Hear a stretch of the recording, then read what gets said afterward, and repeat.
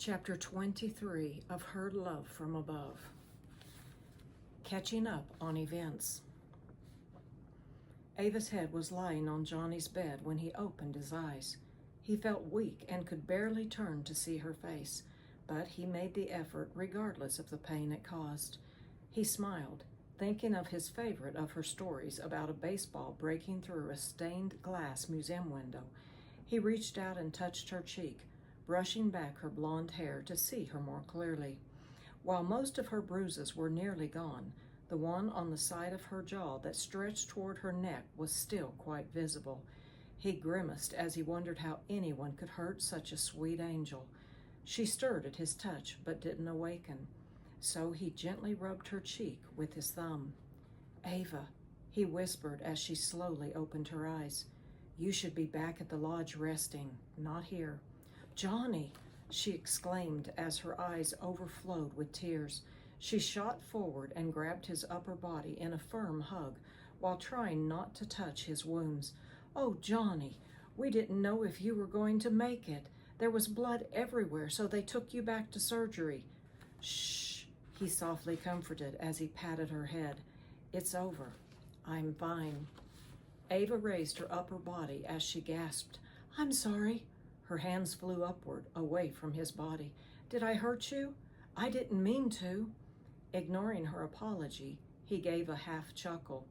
"You look terrible, and you're still beautiful. How do you manage that?" A red blush stole over her face. "Seriously," she protested, "how are you feeling?"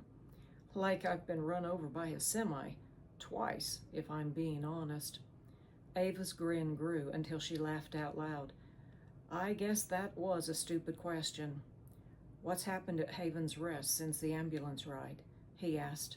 "I don't recall much." She swallowed hard as her eyes traveled downward.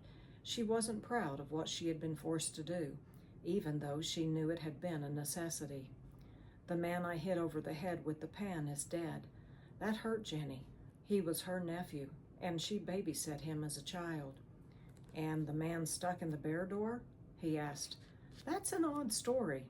One eyebrow quirked upward. "He was stuck so tight in that opening that he could hardly breathe, but the moment the police arrived, he fell through it. Charlie said there was a good 6 inches to spare. He's as big as that guy, and so are you, and you both crawled through without any problem." She giggled. "The police caught the man like a doctor does a newborn baby. There's no explanation." Johnny chuckled, then grimaced in pain. "I didn't mean to make you laugh," Ava commented as she leaned forward to check his bandage for any sign of blood. "Don't do that. They put a lot of stitches in you. I don't know if laughing can break them loose, but I don't want another emergency trip to surgery. That's not fun for anyone." "Then stop being so cute," Johnny remarked. He took another deep breath before asking, "What about Madison?" "As far as I know, they haven't found her yet. She stole Paige's luggage and took off while Tally was speaking. I guess she thought the heirlooms were in the luggage." Her eyes shone with humor as she said, "Paige is furious with her. Oh, and Paige was arrested for threatening to kill someone when she called the police because things weren't going her way. When she tried calling Madison to bail her out, Madison wouldn't answer or return her calls. There's going to be some issues between those two when the dust settles." Johnny remained silent and stared at the ceiling. There was a time when he loved Madison more than his own life, but that time was short-lived and long past. Even so, he didn't want to see harm come to her.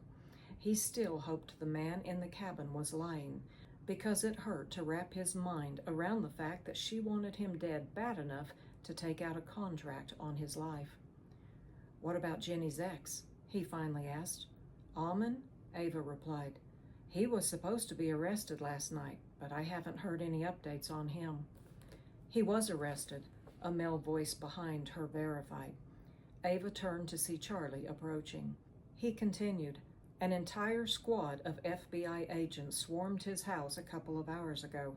They found him in bed with a 14-year-old whom he claims is his wife." "No," Charlie corrected. "One of his wives." "One of his wives?" Ava questioned. "He's Mormon," Charlie replied. He apparently adopted this young lady at the age of 12. His other wife, an adult who is tired of being beaten to a bloody pulp and is in fear for her life, is singing like a bird. She said he married the girl when she turned 14, but he began sleeping with her at 12. "Holy moly," Johnny exclaimed. "Where were her parents?" "They have charges pending too. They agreed to the adoption and marriage, which can be proven by the wedding photos. And from what Trista, his current wife, says, her parents were waiting in the background for her and Almond to have a daughter so the man could take her as his child bride. It was a 'I'll trade my daughter for yours' deal." "Wow, that's sick," Ava hissed as her face scrunched up with disgust. "Yes," Charlie agreed. They already had enough on Almond to send him to prison for decades, but sex with a minor and multiple wives has added a whole new set of charges. His good old boy buddies jumped ship when they learned that. He's in a boatload of trouble with no bucket for bailing, and from what I understand, he'll be in prison for the remainder of his days. "Oh, thank God," Ava declared. "Maybe Jenny can rest now. How's she doing?" "She's a bit rattled," Charlie said, "but knowing he'll never see the light of day is helping. She's a bit antsy, though. She's concerned that he'll send someone after her, and he's got the connections to do it, even from prison. He's made a few statements to the officers about her being his property, and in his mind, she caused his downfall. They were happy to inform him that he was already under investigation, so with or without Jenny, he was still going down, and once Trista disappeared, his fate would have been sealed." "Why would Trista disappear?" Ava puzzled. "She's apparently not as obedient as he thinks a wife should be," Charlie answered as he glanced at the IV in Johnny's wrist. "Joffrey said Almond was planning her death." "Then how was she going to have a daughter for his friend to marry?" Ava asked. "Good question," Charlie replied. "Sounds like he was backing out on the 'switch my daughter for yours' deal. He had his child bride, so he wasn't too concerned about the other man getting his." "Mercy," Johnny muttered as he closed his eyes. "What a mess." "And Jenny?" Ava said. "He knows where she lives. How are they going to protect her if he sends his goons after her?" "The FBI has devised a plan to make him believe Madison was wrong, that Jenny does not and has never lived at Haven's Rest." "Do you think it'll work?" Johnny asked. "Yes," Charlie said as he brushed his hand against the stubble on his chin. "I really think it will. But even if he manages to locate her, I don't believe for a second that he'll be able to hurt her. She's ultimately in God's hands, not Almond's. The Lord's protected her from that evil man for 15 years, and I doubt he's going to stop now." "Yes," Ava agreed. Charlie continued. "Paige still hasn't been bailed out, and I'm sure not going to do it." He once again studied the tube feeding Johnny's vein. "They haven't found Madison either. They're watching your house, but so far she's a no-show. I'll keep you posted with any updates on that front as they come." He grabbed the sheet where Johnny's toes were sticking up, then squeezed in affection. "I hear you tried to leave us last night," he said, purposely changing the topic. Madison's betrayal was clearly chafing the young man. "I can assure you that was not my intent," Johnny responded as a nurse entered the curtained-off area. "Good morning, Mr. Kennedy," she greeted. Her eyes stayed on Johnny, although she responded to Charlie's statement. "I heard the same thing. You would have made a lot of people sad if you'd gone and done that, but from your results this morning, it looks like you're on the mend. You're doing remarkably well for what your body's been through. We were given permission to move you to a regular room once you awoke and were talking coherently. Are you coherent?" "Yes," Johnny replied. "You sound coherent to me. You did have a rough night, but everything looks good now. It's just a matter of you taking it easy and allowing those wounds to heal." "Isn't this a little early to be moving him out of the ICU after such serious wounds?" Charlie questioned in a doubtful manner. The nurse turned her attention to him. "He's doing quite well and will be monitored closely on the regular floor. He won't be far from the surgery room, so there's nothing to worry about." "It's fine," Johnny said. "All I need are pain meds and sleep." The nurse glanced between Charlie and Ava. "If you could give us a few minutes to get him moved." "Of course," Charlie interrupted while turning his gaze toward Ava. "Let me take you down for breakfast. He'll be in the new room by the time we finish."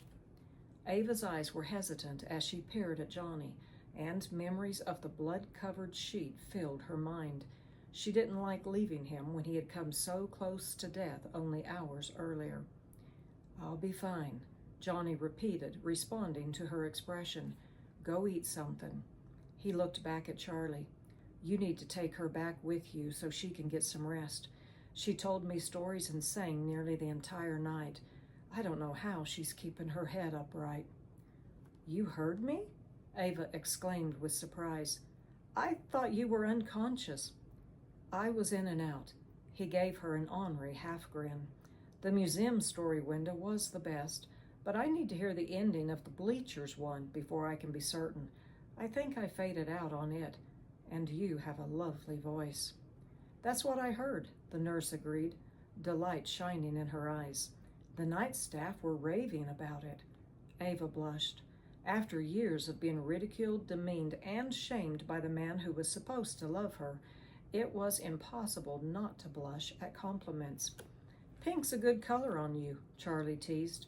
Ava's blush deepened as all eyes focused on her. "I'm sorry," she hesitantly apologized. "I was trying to sing softly. I thought everyone was asleep, or I'd never—" "Oh, you were," the nurse interrupted while unhooking the heart monitor attached to Johnny's body. "Betsy said she spent her break standing outside your curtain so she could hear you better. She said it was like hearing an angel sing, and it calmed our burn victim. He was more at ease last night than he's been in a good while. He thought it was a radio, and when you stopped, he asked if we could turn it back on." Ava's eyebrows perked. "Ed hated my singing," she blurted out without thinking. "He said I couldn't carry a tune in a bucket." "Well," the nurse chuckled, assuming Ava was a resident of Haven's Rest, "I don't know who this Ed is, but he's got issues. Betsy is a musician, and she knows a beautiful voice when she hears one. Maybe this Ed guy is someone you need to avoid. Perhaps he needs out of your life." "He is out," Charlie declared, "and he's never coming back." He pushed a large lounge chair aside and rounded the bed. "I'll take Ava with me when I leave. We'll make sure she gets some rest." "Maybe have her stay in the lodge for a few days," Johnny suggested. "Not alone. Not until this mess—" "That's what we were thinking," Charlie commented while escorting Ava toward the exit. "Either that or Claire could stay in your cabin with her." Ava stared at Charlie as a tear trickled down her cheek. She wasn't sure what to say. Only two people had cared about her welfare in years, and even though she didn't feel that their concern was merited, it felt nice. "Breakfast is waiting," the nurse offered while shoving aside the curtain. "He'll be in room 22 in about 30 minutes."